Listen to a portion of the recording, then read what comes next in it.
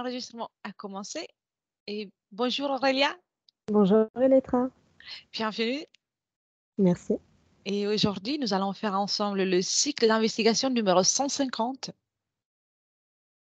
dont tu ne connais pas le sujet. Non, Et donc, quand tu veux, on commence. Ouais. ok. Pendant que tu t'installes, j'informe juste que c'est un protocole qui est fait par plusieurs binômes dans plusieurs pays et en plusieurs langues pour les investigations. Et voilà. Ok. Tu- Ok. Un décompte de 10 ou de 5 heures. Comment tu préfères? 10. 10. Très bien. Alors, bien, prends le temps de t'installer confortablement. Mets-toi à l'aise et commence par inspirer, expirer. Tu inspires et en expirant, tu relâches toutes les tensions, toutes les pensées et tout te détend. Et je vais compter de 10 à 1 pour t'accompagner en profondeur.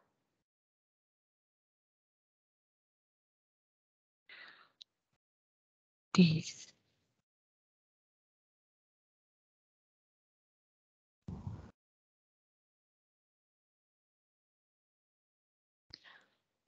Continue de respirer calmement,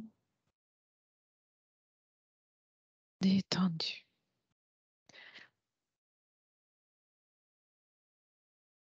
9.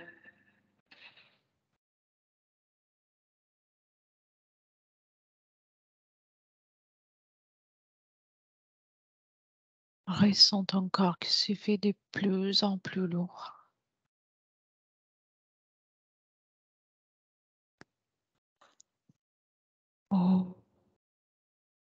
8.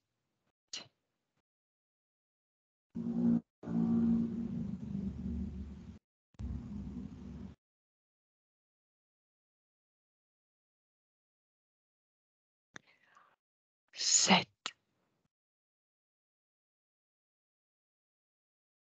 Et continue d'écouter ma voix et uniquement ma voix.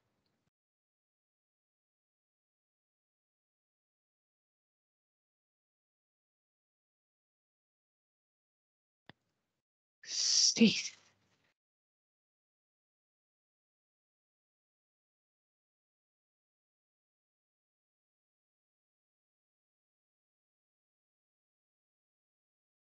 5.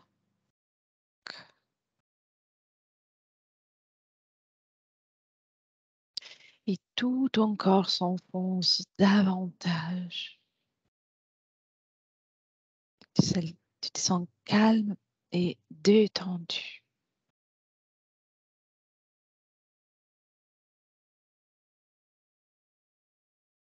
4.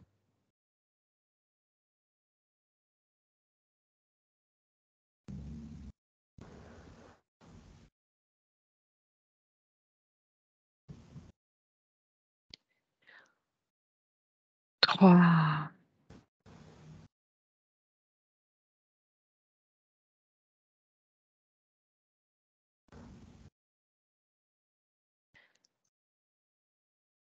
Deux.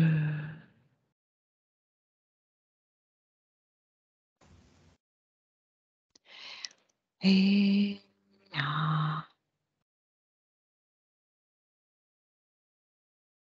Comment tu te sens jusqu'à là, Aurélia? Bien. Bien, très bien. Je vais compter maintenant de 1 à 3. Et à mon 3, observe les caractéristiques génétiques de la partie subliminale d'une personne qui est née grâce aux techniques de procréation assistée, comparée à les caractéristiques d'une personne qui est née avec une procréation par rapport sexuel. 1, 2, 3.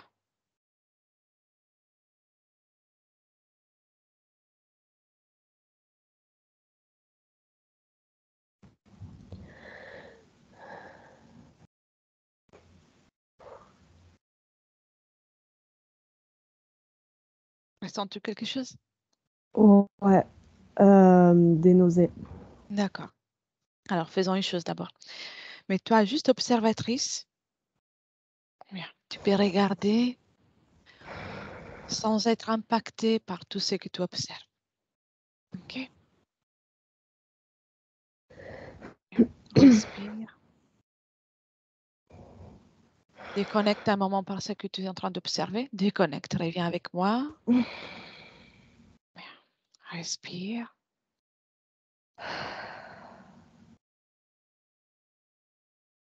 Déconnecte pour le moment. Déconnecte. 3.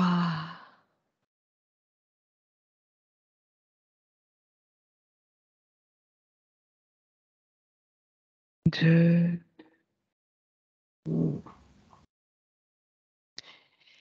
Et 1.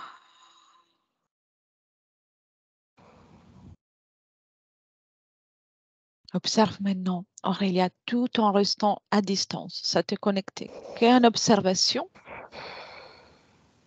La différence à un niveau subliminal et énergétique d'une personne qui est née grâce à la procréation assistée par rapport à une personne qui est née avec une procréation par rapport sexuel.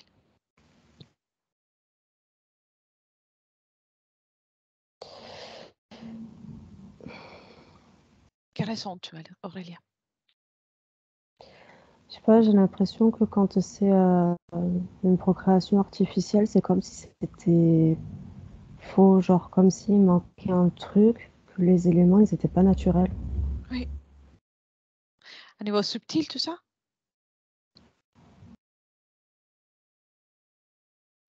Comment ça, subtil? La partie subliminale, la partie énergétique de la personne? Euh,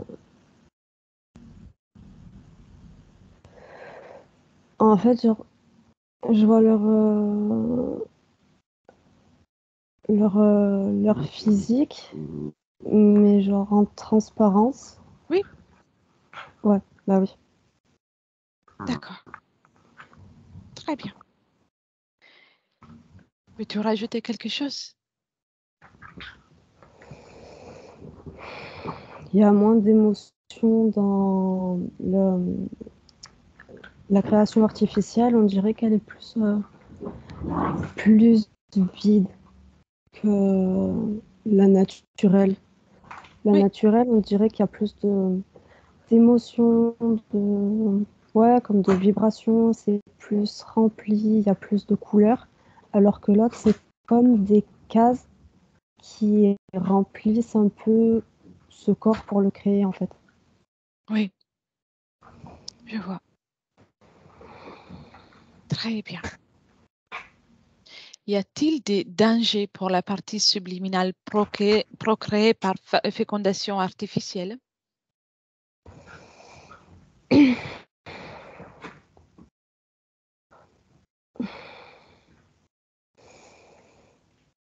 Hum,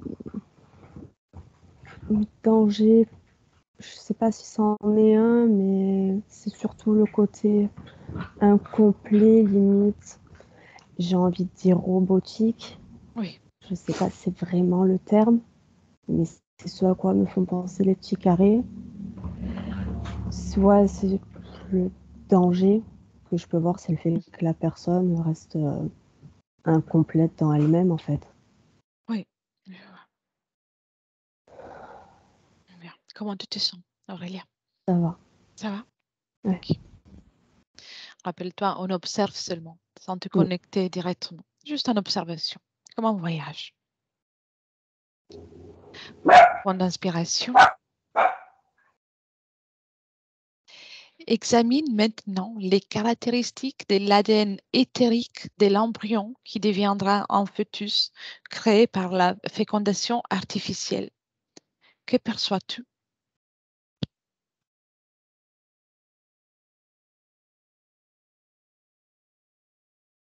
Est-ce que tu peux répéter, s'il te plaît? Bien sûr. Observe les caractéristiques de l'ADN éthérique de l'embryon qui deviendra un fœtus créé par la fécondation artificielle.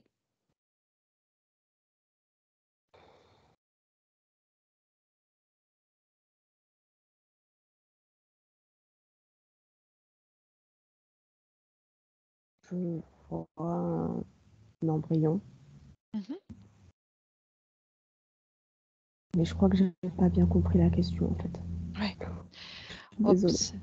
Il n'y a aucun souci. Observe l'ADN éthérique de l'embryon créé par fécondation artificielle. Ok. Alors en fait, je vois vraiment un embryon, genre un espèce de petit tétard Mhm. qui, sincèrement, ça me fait penser à. C'est comme si c'était un bébé dinosaure dragon. Oui. Oui.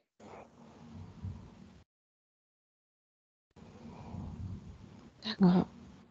Veux-tu rajouter quelque chose?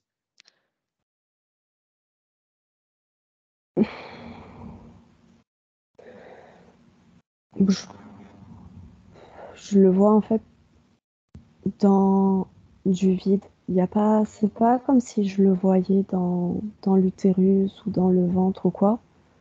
Oui. Je le vois vraiment sur un fond noir, comme s'il avait été créé, pas juste assemblé, mais vraiment que la création avait commencé à se faire pour ensuite être implanté en fait, mais dans vraiment avancé dans la création. Oui. Je vois. Très bien. Toujours en observant cet embryon qui va devenir un fœtus, observe maintenant l'évolution de l'ADN éthérique et de ses corps dimensionnels au cours de toute son expérience de vie.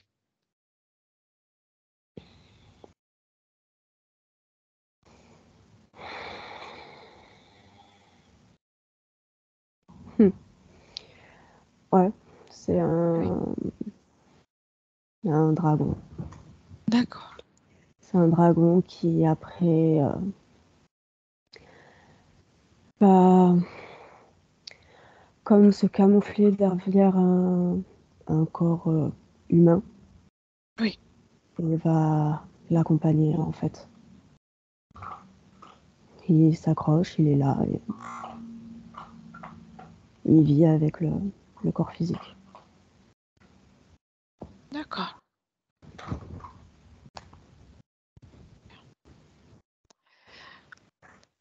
Compare maintenant la partie physiologique d'un embryon procréé par la fécondation assistée et avec la partie physiologique d'un embryon issu d'une procréation naturelle. Euh, alors la partie artificielle, Oui, ça commence vraiment à une implantation dans l'évolution qui a été avancée. Donc c'est oui, pas juste, c'est comme j'ai dit tout à l'heure. Alors oui, que l'autre, ça part vraiment du début. Genre on peut parler normal avec des vrais mots. oui. Genre vraiment le spermatozoïde qui rentre en contact avec l'ovule et à partir de là, il y a le développement qui se fait normalement, quoi. Oui. Ok. Tu peux déconnecter de cette image. Inspire, prends le temps. Même démoduler les fréquences pour toi.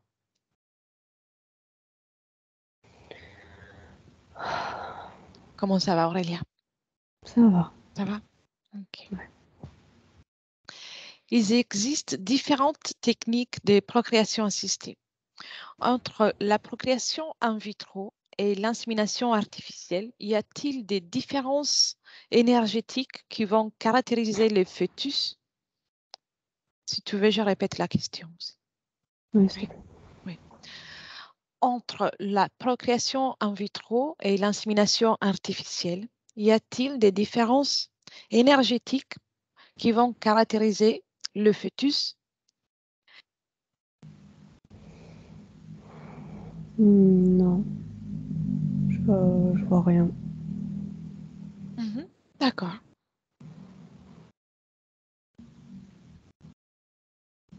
Ça veut dire que les caractéristiques sont les mêmes, que soit soit in vitro, soit avec une insémination artificielle, si j'ai bien compris. Oui, je vois C'est ça. pas de... Mhm. Il n'y a rien qui me vient Très bien, comme différence. c'est parfait. Bien. Tu peux déconnecter de ça. Les spermatozoïdes et les ovules congelés avec cryoconservation pendant une longue période peuvent-ils avoir des caractéristiques énergétiques en raison du processus qu'ils ont subi? Ils sont trafiqués. Mhm. Je vois comme des petites fioles dans une espèce de frigo. Quand on l'ouvre, il y a du froid qui sort comme une espèce de fumée froide. Oui, Et une femme avec des gants habillée en blanc et tout, enfin toute combinaison scientifique, qui vient avec des pipettes et qui touche un peu de temps en temps, qui ajoute, qui modifie. d'accord, d'accord. Tu vois quelque autre chose à ce sujet?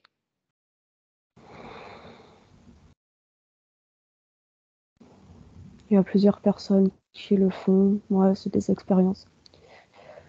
Ils sont physiquement, ils sont humains Oui, et ils font ça dans des petits labos officiels. Hein. Les labos, ils ont l'air propres et tout, avec des tables, des frigos, le matériel. Mais ils modifient. Ils font d'accord. des petites expériences, ils rajoutent, ils enlèvent pour voir ce que ça va donner. Un peu ouais, de reptiliens par-ci, un peu de... Ils Mm. s'amusent. Je vois, je vois. Et ils notent en fonction de ce que ça peut donner. Oui.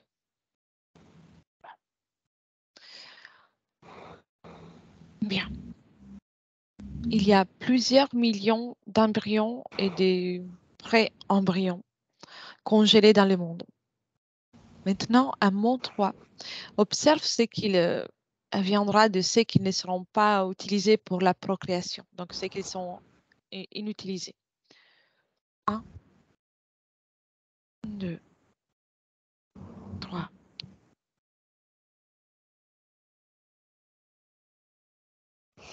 Ils sont gardés. Mhm. On est dans un endroit où le sol est en terre, marron. Euh, Vaisseau. Ils portent des... C'est des gens qui marchent donc sur ce sol en terre marron, qui portent des grosses caisses en métal, en fer, avec tous ces flacons, Oui, et qui se dirigent vers un vaisseau pour les emmener. d'accord. Mais ils les gardent.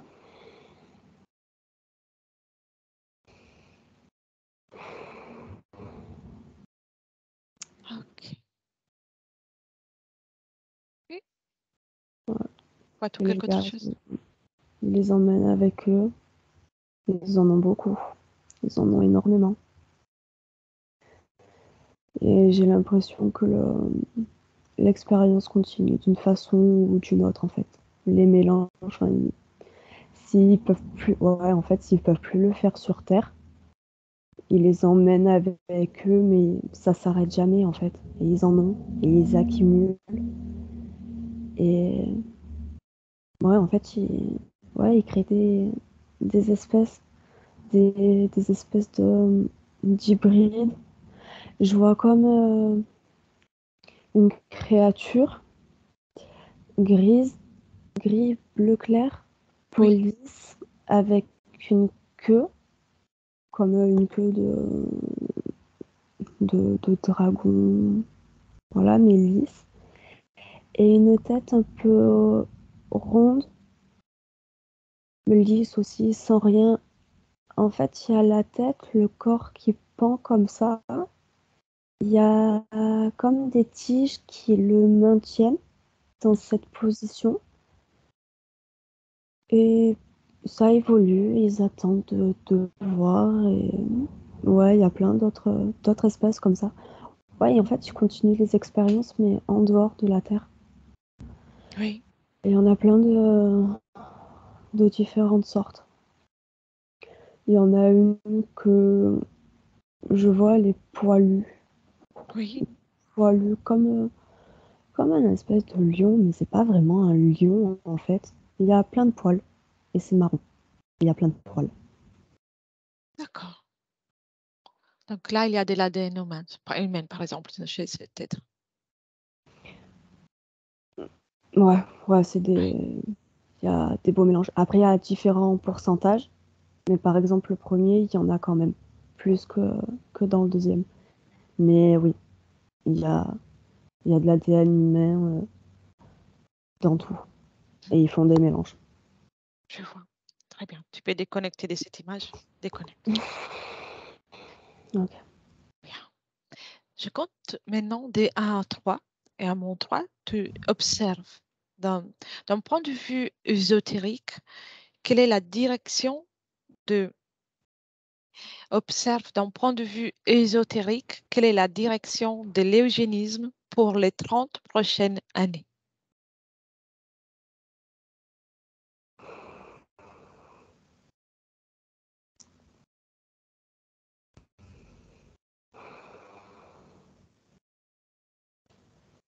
Euh,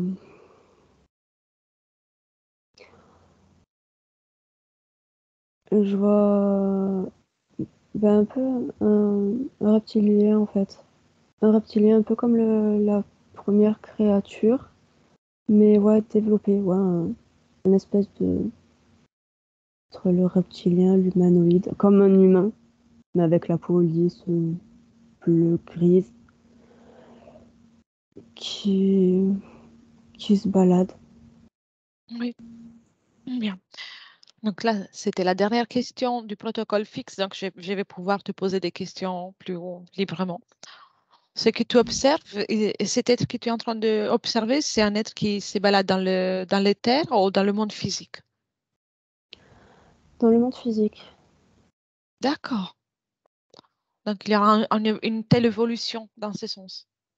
Oui, il y a, alors lui, je le vois en très grand. Il est très grand. On est sur Terre. Oui. Et il y a des humains qui passent derrière, qui le calculent pas.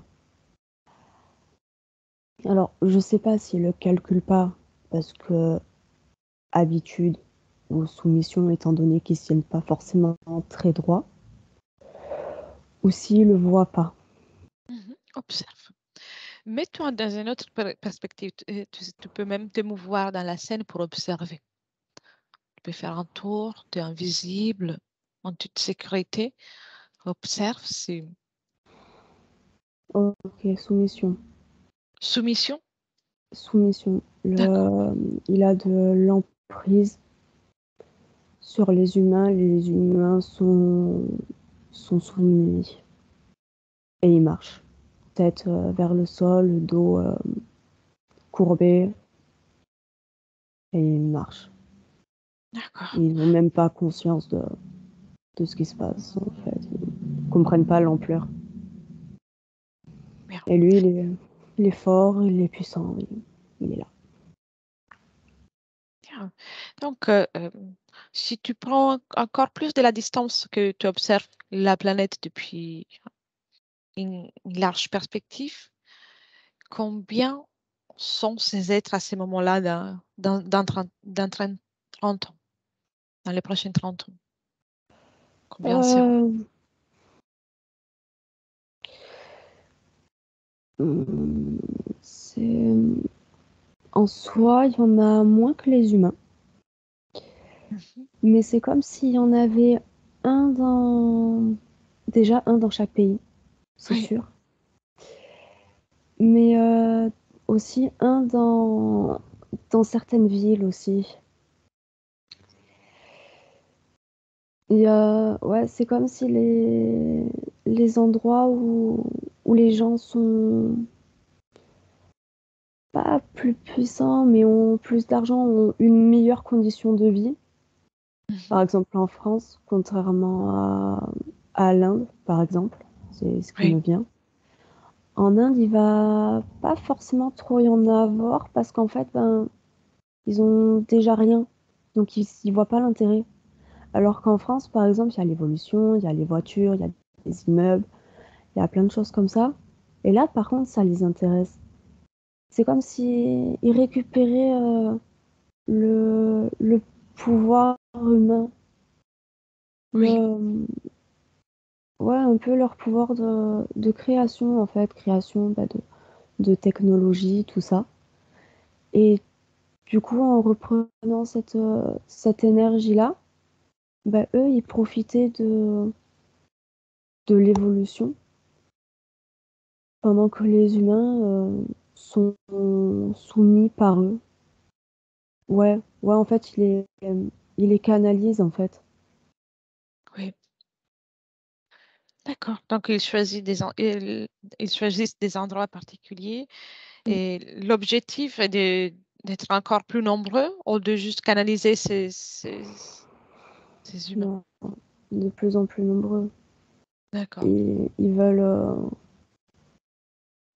être de plus en plus nombreux, mais en fait, d'un côté, ils veulent être de plus en plus nombreux, mais c'est comme si un chef et qui dit, mais en fait, enfin, je vais parler comme il parle, hein. C'est Mhm. des merdes en fait. Pourquoi on se fatiguerait à encore plus les envahir alors que comme ça on les a? Oui, je vois. Dans ces cas, ces chefs, ils empêchent qu'ils deviennent plus nombreux ou ça pourrait se répandre encore plus. Moi, il peut y en avoir encore plus, hein. Après, c'est un peu selon son humeur en fait. Mhm. C'est un peu selon son humeur. Et même j'ai l'impression que ouais, ok. Ouais, ils sont sadiques en fait. C'est-à-dire ils soumettent les humains, ils les font se sentir mal, se sentir enfermés dans leur position. Et c'est comme si d'un coup, ils relâchaient un peu la pression. Les humains, ils recommencent un peu à vivre. Eh ben non, on va encore plus vous en rajouter parce qu'il y en a d'autres derrière qui en veulent aussi. Et du coup, ils les resoumettent. Enfin, c'est un jeu de yo-yo un peu comme ça. Ah oui, Et ça l'amuse. Mais c'est pas, d'accord. finalement, c'est pas son meilleur jeu en fait. Ok, mais ça l'amuse, mais à niveau de rentabilité énergétique? C'est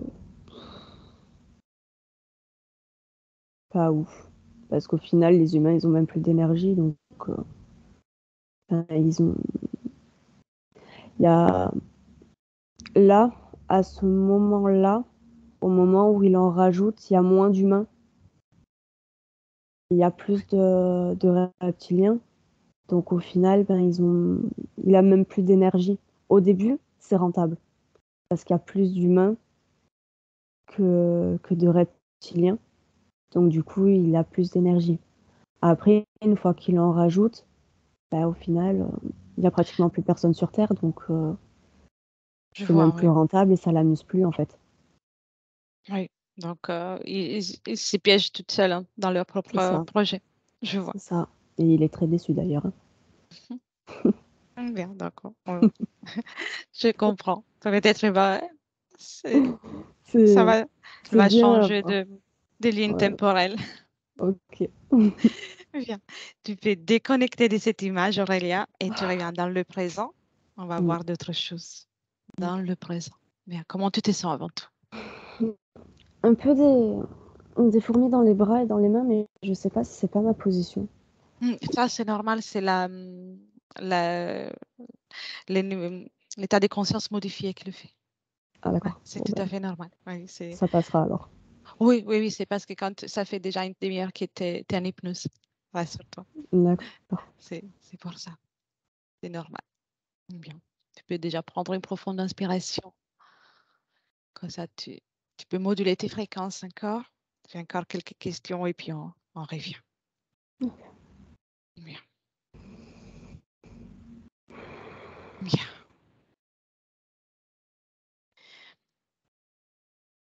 On a parlé du fait que les embryons qui sont créés en laboratoire, donc qui sont les fœtus qui viennent des embryons qui ont été créés en laboratoire, ont déjà comme un ADN déjà draconien ou reptiloïde. Mm. Et on reste bien à distance, comme ça tu peux avoir une large perspective. Et comment sont choisies les parties subliminales qui vont euh, euh, vivre dans ces corps physiques, en fait? Il y a... Ils en ont plein en réserve et ils les prennent. Genre, c'est comme s'il y avait une file d'attente et au Mhm. hasard. Enfin, il y en a un après l'autre, ils prennent le premier, le deuxième, le troisième. D'accord. Il n'y a Et pas ils de font, choix. ils font ça plus facilement avec des parties subliminales qui doivent rentrer dans le corps, dans le fœtus qui a été créé en laboratoire, dans l'embryon créé en laboratoire.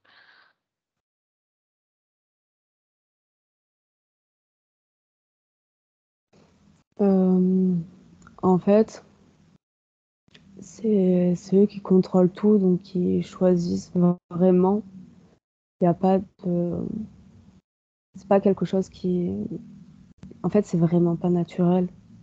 C'est un embryon, une conscience capturée, on combine, on envoie. Mhm. Est-il possible qu'il y ait une conscience libre, on va dire, sans interférence, qui choisit son embryon créé en laboratoire? J'en vois une qui brille. Mhm. Elle brille dorée, très lumineuse, très jolie. C'est un peu méchant, enfin c'est pas méchant, mais contrairement aux autres qui sont blanches, transparentes et vides.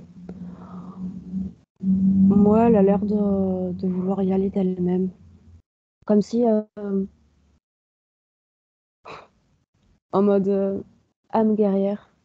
En mode, ah ouais? Eh ben, attendez, je vais vous montrer. Celle-là, vous allez pas réussir. D'accord, Ouais, comme un défi. ouais, c'est ça. Elle brillera pas. Je la vois pas briller tout le temps, du coup, Oui, physiquement. Enfin, une fois qu'elle est incarnée sur Terre. très bien. J'allais te Je la demander vois ça. pas. Ouais, je la vois pas briller tout le temps, mais elle garde quand même une lueur au fond d'elle, au niveau des pieds, parce que du coup, c'est très bas. Mais il y a quand même ce truc qui reste. Il y a quand même un peu cette rage de réussir qui reste. C'est dur, mais c'est Oui. là. Donc, ça peut avoir une vie normale sans forcément avoir de problématiques à niveau énergétique. Ouais, C'est possible. ouais, D'accord.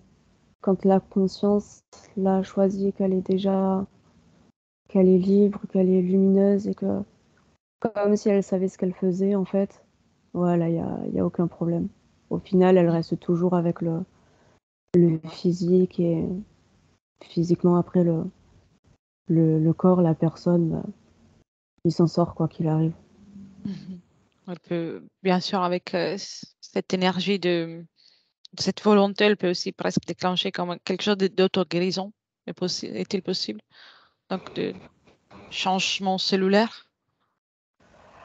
Moins fort, beaucoup moins fort. Mhm. Je le vois briller, mais en argenté. C'est plus faible, en fait, c'est pas naturel. C'est pas naturel, donc c'est très bas. Mais c'est déjà bien. Oui. Et c'est déjà beaucoup partant du vide en fait qui a été créé. Je vois. Oui. Parce qu'il y en a beaucoup d'autres qui restent vides en fait. Qui reste vide. Ouais, en fait, je les vois vraiment transparents, blancs, transparents, vides en fait. Tout au long Et de leur existence. les autres, ouais, ceux qui ont pas choisi et qui restent un peu dans cette situation sans avoir cette volonté en fait. Oui. Et, essaie de suivre jusqu'à la fin de la vie, donc dès qu'ils sortent de leur corps physique. C'est soit la partie subliminale que tu voyais volontaire Mm. et aussi en deux autres, comme pour avoir deux exemples. Alors, celui qui était volontaire, il finit par briller Bien. entièrement à Bien, bien. 100%. Vraiment, c'est un corps qui brille, doré, lumineux, très, très beau. Le, le transparent, en fait, il disparaît. De blanc transparent, il passe à seulement transparent et petit à petit invisible. D'accord. Invisible. Mm. Donc, il y a un changement et permanent pour ce qui est la caractéristique de la partie subliminale. Mm. Ça se fait petit à petit, mais pour ceux qui n'ont pas cette volonté, comme ce déclic, en fait, bah, il reste vide et après, bah, ouais, en fait, Comme, c'est comme si, en fait, c'est comme une coquille vide oui, qui, qui disparaît de par l'usure, en fait.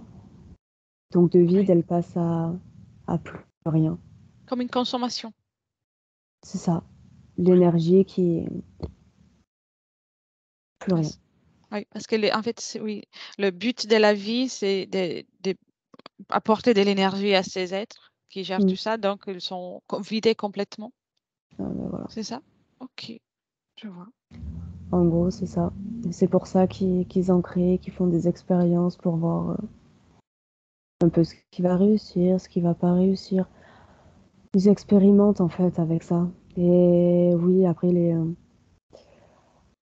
celle ça m'est venu tout à l'heure, j'ai pas eu l'opportunité de le dire, mais Oui, les femmes qui peuvent pas naturellement tomber enceinte, ben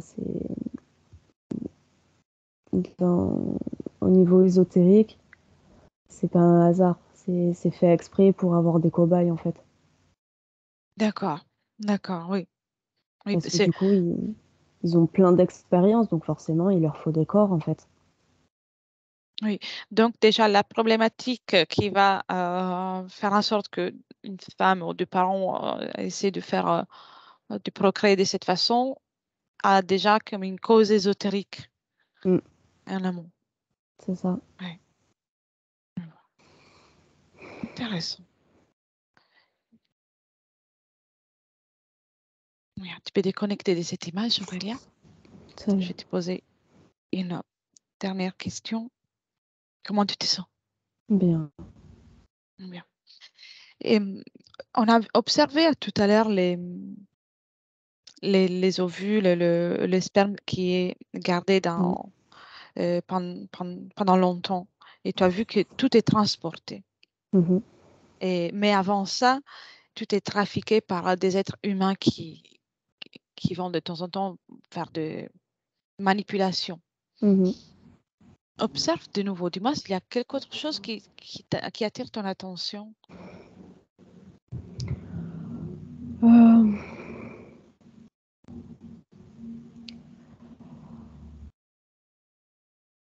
alors, déjà, avant, avant la question, je voyais je sais pas si ça a à voir ou pas, mais en tout cas, je vois un spermatozoïde depuis tout à l'heure. Oui. Il est là, il est seul. Je sais pas ce qu'il fait là, mais il est là. Voilà. Maintenant, ouais, donc en revenant dans ce labo, donc avec des hommes, des femmes, des scientifiques, c'est comme s'ils sont enfermés et qu'en fait il y a une porte qui s'ouvre avec un reptilien qui rentre.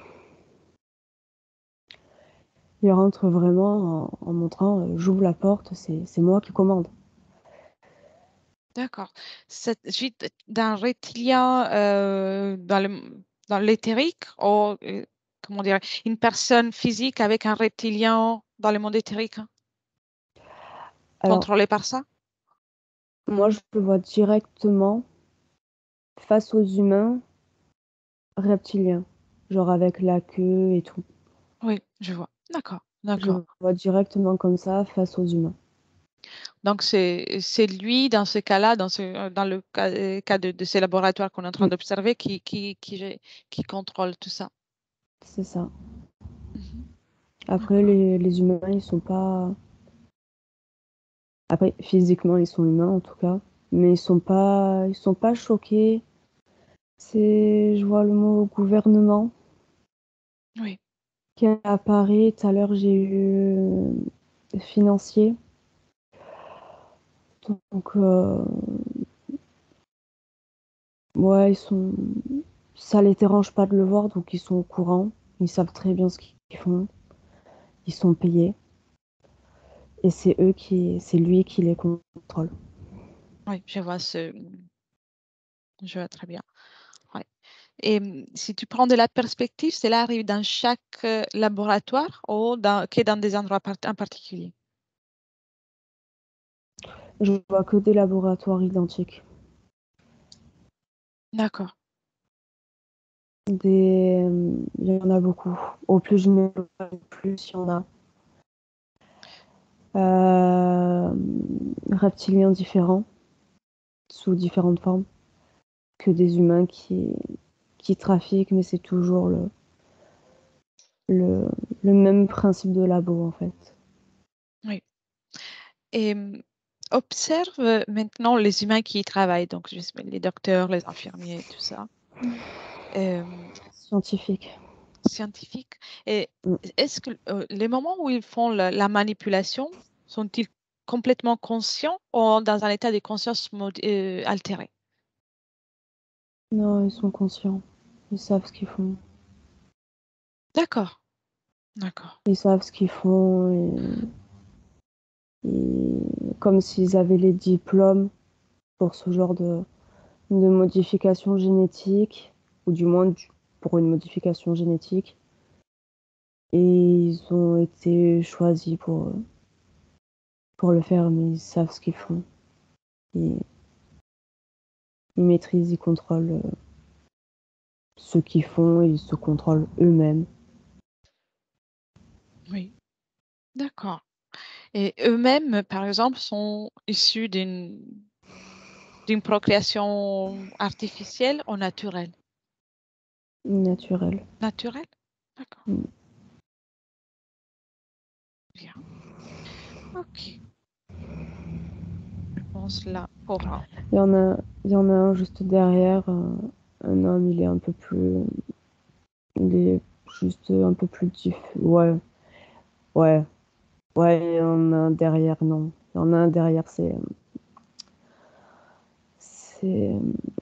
à la fois une espèce, non, c'est un serpent. Il a physique humain, mais il a une langue de serpent, et quand je le regarde, c'est une tête de serpent. Sinon, tous les autres, Donc l'ADN ils ont. reste Mm. toujours ça. Intéressant. Bien. Ok. Et tu voyais tout à l'heure un Enfin, spermatozoïde. Hmm. il se cache, hein, le serpent, il reste à l'écart des autres. Oui. Il se cache pour une raison en particulier? Pour pas qu'on le reconnaisse. Il est sombre et il reste dans l'ombre. Il travaille, ou du moins il fait mine de travailler, mais il les laisse faire. Ouais, en fait, c'est comme s'il surveillait pendant qu'il n'y avait pas le chef. Ouais, ils sont sous surveillance quand même. tout cas, il y a une organisation Mm. très précise. Oui. Combien d'êtres travaillent, opèrent pour ce projet?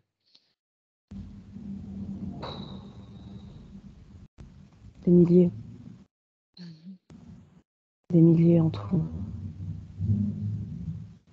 Sincèrement, au plus je m'éloigne, au plus je vois des labos. En général, il y a 5 personnes qui sont dedans.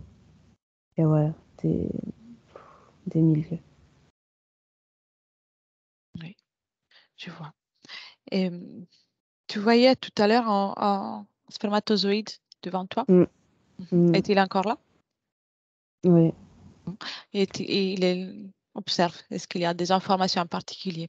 Pourquoi est-il là? Il stagne, il est comme dans. En fait, il est comme dans un utérus, un vagin. Oui, C'est comme s'il allait dans.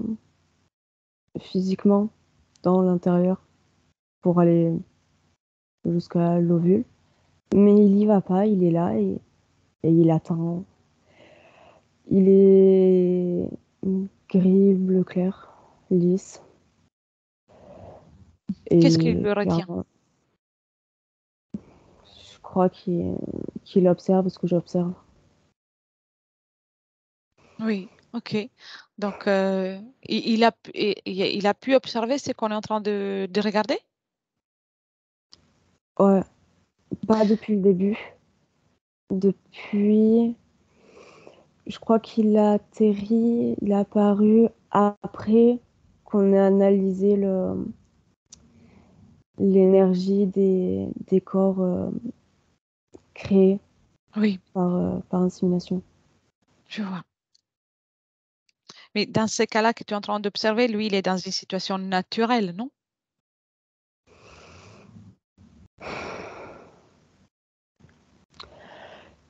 Il est dans un utérus.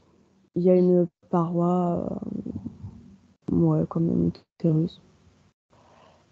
Mais il est pas. Lui-même, il est pas naturel. Ouais, c'est comme si c'était une. Ouais, c'est comme si ça avait été une implantation par artificielle. Oui, ok.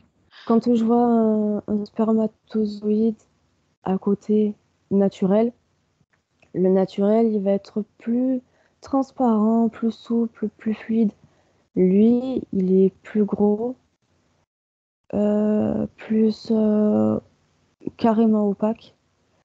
Oui, Il est pas fluide du tout. je vois.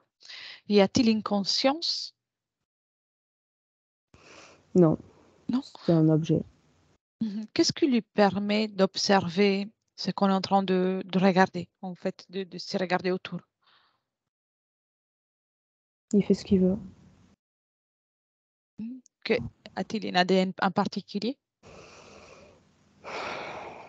Reptilien, comme les autres. Ok, je vois. Très bien, je comprends. Très bien. Donc, il surveille ce qu'on regarde, Mm. surtout. Ok. Ouais, je crois qu'il s'est inquiété au moment où on regardait l'évolution après des humains sur Terre. Mhm. Enfin, du moins des créations sur Terre. Je vois. Bien. Bien, tu peux déconnecter de ça, Aurélia. Déconnecte. Déconnecte. Bien. Comment tu te sens? Ça va.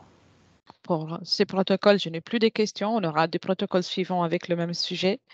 Et donc, sauf si tu vois quelque chose en particulier que tu as envie de partager, autrement, on rentre.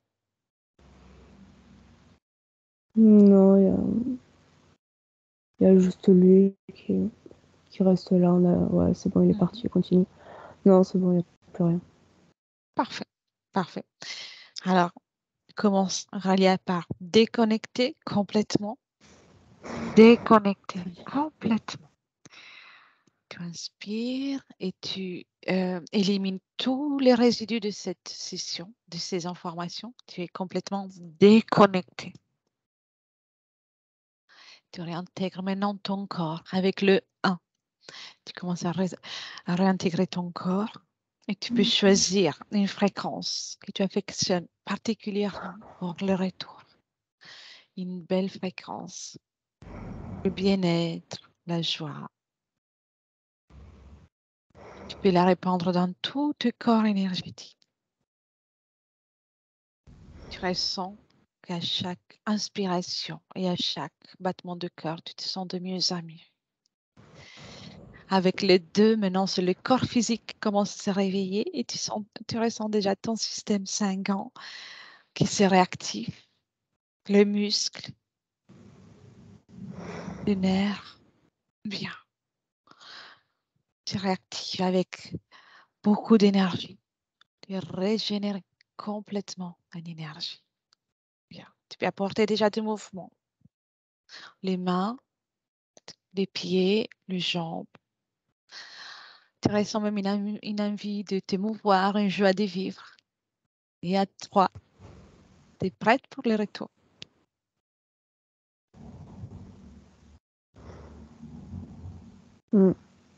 Prends le temps qu'il faut, bien sûr.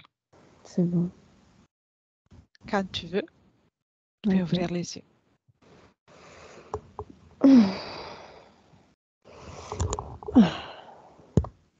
Bien.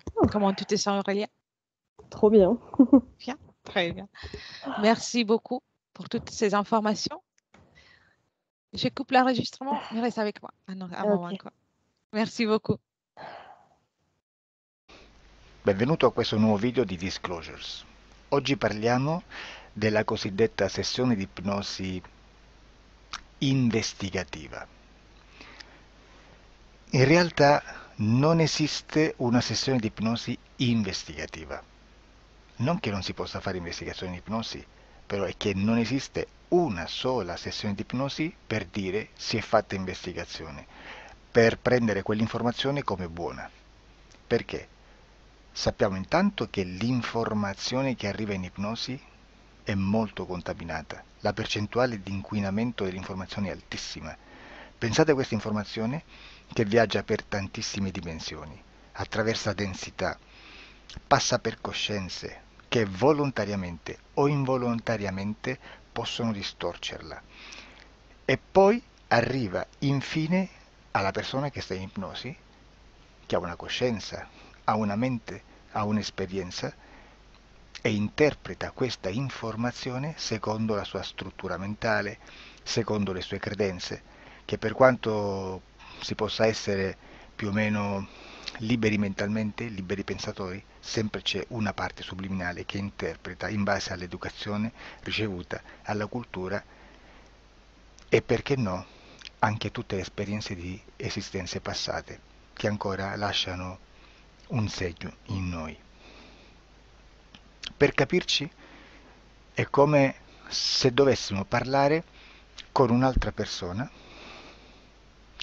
immersi nell'acqua, a qualche metro di distanza, cercando di utilizzare un mezzo, che è quello della corda vocale, che è fatto per produrre suoni da trasmettere nell'aria.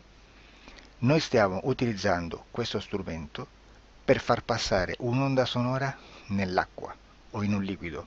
Chiaramente il suono viene completamente distorto, sempre ammesso che sia per il nostro corpo facile e non difficoltoso poterlo fare senza avere dei problemi come ingurgitare acqua o eccetera. Ma non solo. Supponiamo che per questo tipo di comunicazione utilizziamo anche due lingue diverse, per esempio un italiano e un russo o un giapponese. Per quanto possiamo anche interpretare il labiale, non possiamo capire quello che ci sta dicendo, perché la lingua è diversa. La lingua, diciamo, da dove parte l'informazione a dove arriva è completamente diversa, il codice, il linguaggio è diverso. Ma possiamo anche cercare di capirci attraverso i gesti, attraverso le espressioni facciali. Per quanto sia ipoteticamente facile poterlo fare sott'acqua, però non dobbiamo dimenticare che l'acqua non è l'aria e può distorcere l'immagine, ma non solo. Dobbiamo anche pensare che l'altra persona, che parla un'altra lingua, che viene da un'altra cultura, potrebbe interpretare i segnali che noi interpretiamo come X in Y. Per noi un sì è abbassare la testa dall'alto verso il basso, per esempio, sì, e il no da sinistra verso destra, no. In alcuni paesi orientali, come le Filippine credo o qualcun altro, utilizzano esattamente gli stessi segni, ma al contrario. No, sì. Immaginate due persone di queste due culture che stanno cercando di comunicare in maniera così difficoltosa e alla fine non gli rimane altro che interpretare il linguaggio corporale. Sì, che per l'altro invece no. Cosa voglio dire con questo esempio estremo? Che l'informazione da dove parte a dove arriva viene completamente deformata. Non sappiamo esattamente quale percentuale perché ogni situazione è a sé stante, però la percentuale di inquinamento, di distorsione, di contaminazione di questa informazione è assolutamente alto. Quindi fare una sessione investigativa, mettere una persona in ipnosi e chiedere di Tizio Caio Sempronio di una situazione o chiedere certi dati è assolutamente controproducente, è assolutamente inutile. Quindi vi chiederete cosa fate allora voi quando fate ipnosi, quando fate delle domande, quando cercate delle risposte e con queste informazioni che vi arrivano lavorate sulla situazione esoterica del cliente. Beh, non facciamo altro che recuperare questa informazione solamente per arrivare al problema del cliente e poi lavorarci. Quindi il valore dell'informazione non è quello di un'istruzione, quello di memorizzare dei dati e di prenderli per buoni, ma è un veicolo di movimento, di trasporto verso la causa del problema per poi lavorarci. Quindi lo scopo di questo tipo di informazione che si prende dalla singola sessione è completamente un altro. Come si fa quindi? Investigazione in ipnosi. Il lavoro non è semplice, il lavoro è lungo, difficoltoso, stancante. È necessario farlo anche in squadra perché bisogna moltiplicare il numero di sessioni da fare e una sola persona potrebbe farlo soltanto in un tempo estremamente largo. Noi abbiamo delle informazioni che prendiamo ormai per buone, ci lavoriamo, danno dei risultati e quindi per noi sono buone. E come abbiamo fatto ad avere queste informazioni? Per esempio, come facciamo a sapere che un extraterrestre chiamato il cosiddetto grigio è più o meno alto X, poi ci sono magari quelli anche un po' più alti, ma hanno un corpo strano, hanno una pelle grigio-verde, hanno degli occhi grandi a mandorla, neri, senza una pupilla visibile, non hanno quasi bocca né naso né orecchie, hanno soltanto delle fessure, non hanno organi genitali, hanno degli arti molto più lunghi rispetto alla proporzione che potrebbe avere il corpo umano e di solito hanno meno dita delle 5 del corpo umano, eccetera, eccetera, eccetera. O se no prendiamo un altro tipo di essere che possiamo incontrare in ipnosi, come facciamo a dire che hanno delle somiglianze con i rettili, gli animali rettili terrestri o gli invertebrati, gli insetti terrestri? Perché? Perché siamo sicuri di questa informazione e ci lavoriamo e quando ci arriva la prendiamo già per buona, nonostante sia anch'essa contaminata. Perché queste informazioni sono arrivate da tantissime sessioni, fatte da tantissime persone, con tantissime altre persone sotto ipnosi e che nel contesto di tutto il lavoro gli uni non sapevano degli altri. Questo dato può essere più o meno rilevante, sempre c'è contaminazione e quindi possiamo prendere per buono anche un gruppo di lavoro dove l'uno possa sapere dell'altro. Ci potrebbe essere una contaminazione del contesto di quel gruppo di lavoro, ma si aggiunge semplicemente una piccola percentuale di questa contaminazione a già la grande che esiste. Non è così impossibile lavorarci. Da tutte queste sessioni, da questo grande numero di sessioni, migliaia, diciamo migliaia, noi prendiamo solamente quell'informazione che è uguale a tutte, che è in comune a tutte, o a quasi, perché magari qualcuna ci potrebbe essere niente in comune per una fortissima contaminazione, perché no? Ma dobbiamo prendere una stragrande maggioranza, proporzionalmente abnorme rispetto a quello che potrebbe essere un minimo di scartabile, e lì possiamo prendere per buona questa informazione. Quindi se noi su 10.000 persone diverse, con operatori anche diversi, in cui in ogni sessione vediamo un essere che più o meno ha le stesse caratteristiche del grigio o dell'insettoide, a forma di mantide religiosa, o il rettile a forma di lucertola, per esempio, di serpente o di quello che sia, o se vediamo il pianeta Marte più o meno di colore rosso, o se vediamo dei sotterranei eterici, non fisici, nel sottosuolo terrestre, soprattutto sotto le grandi città, dove c'è concentrato molto potere, molta energia di questo tipo, e che più ne hai più ne metta. Se vediamo degli impianti che hanno certi tipi di funzioni, certi tipi di forme in certe parti del corpo, e questa informazione la ritroviamo tutta o quasi in tutte le sessioni fatte, eseguite, realizzate da tanti anni a questa parte, significa che quella è una informazione affidabile. E vi posso garantire che stiamo parlando di una percentuale bassissima. Su un 100% staremo, credo, forse più in basso di un 3, di un 2-3%. Immaginate, tutto il resto è spazzatura, è informazione spazzatura. Sì, spazzatura.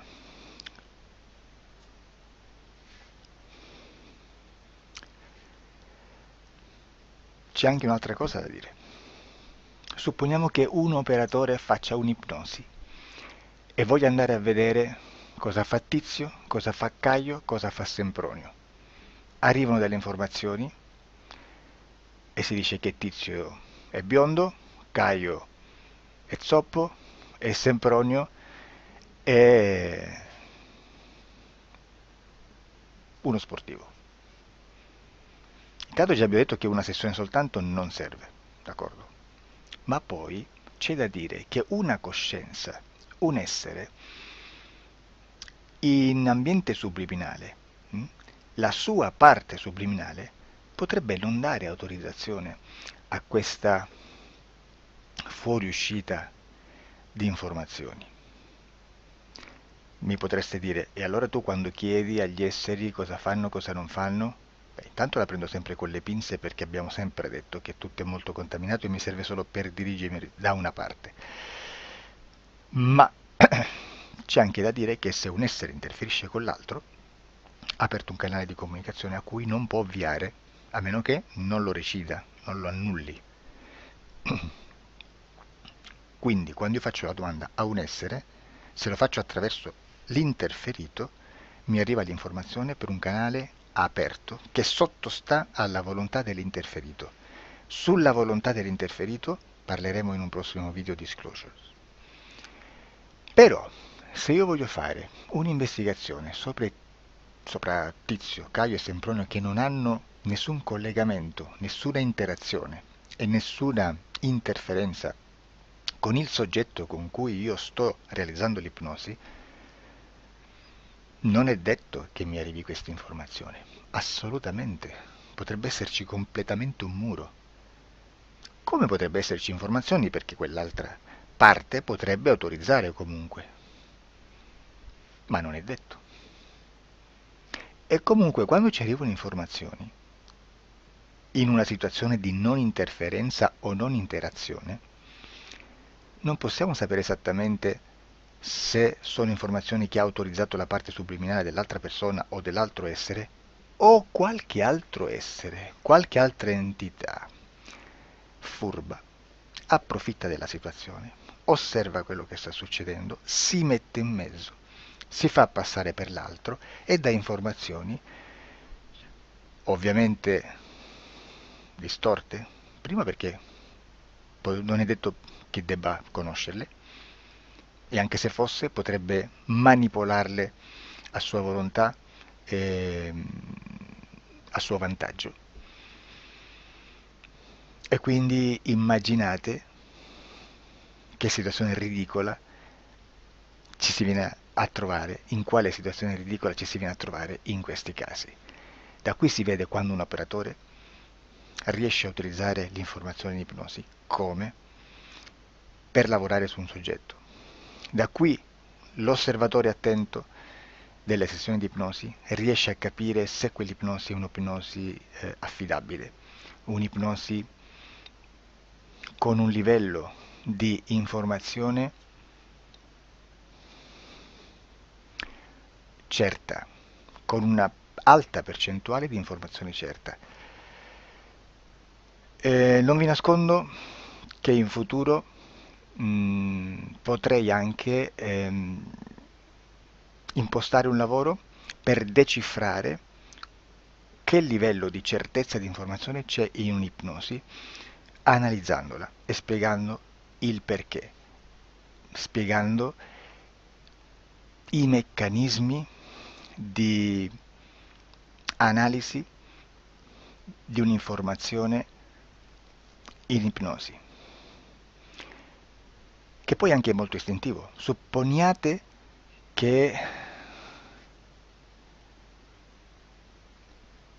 che dobbiamo cercare un'informazione su internet, per esempio un fatto di cronaca.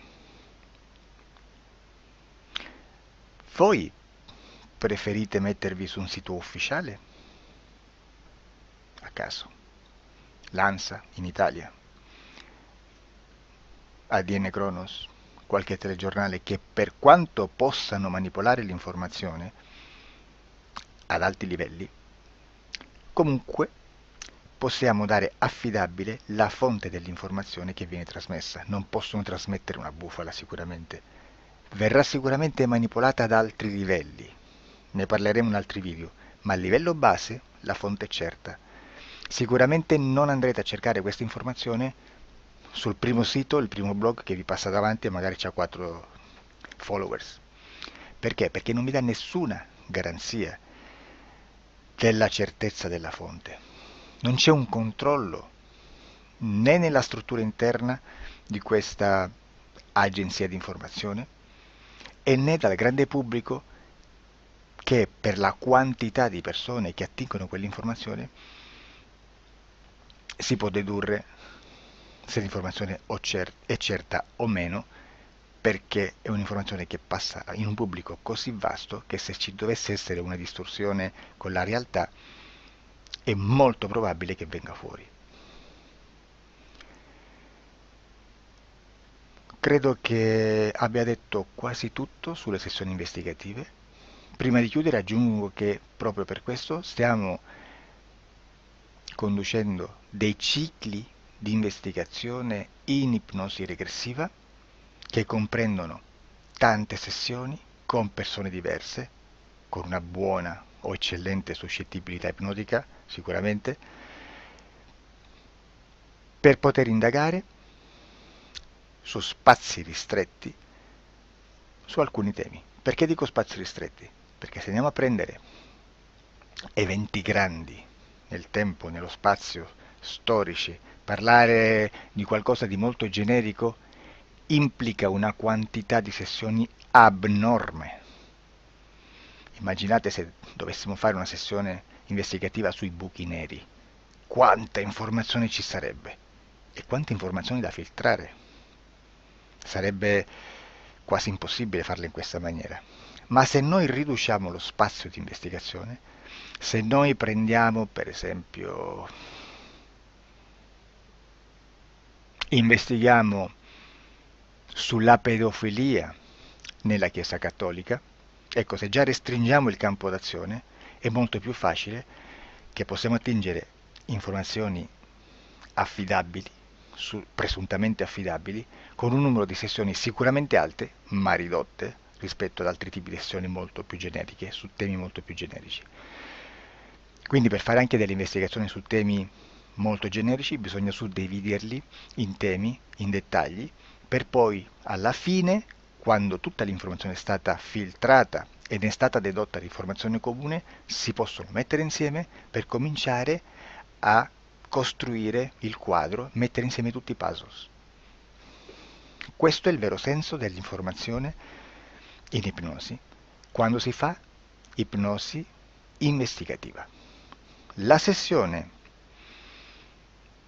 per risolvere una problematica, un problema, con una presunta origine esoterica di un cliente, di una persona, è un'altra cosa, sono altri metodi, altre tecniche e l'informazione si usa in un'altra maniera, ha un altro scopo. Grazie, ci vediamo al prossimo video. Disclosure.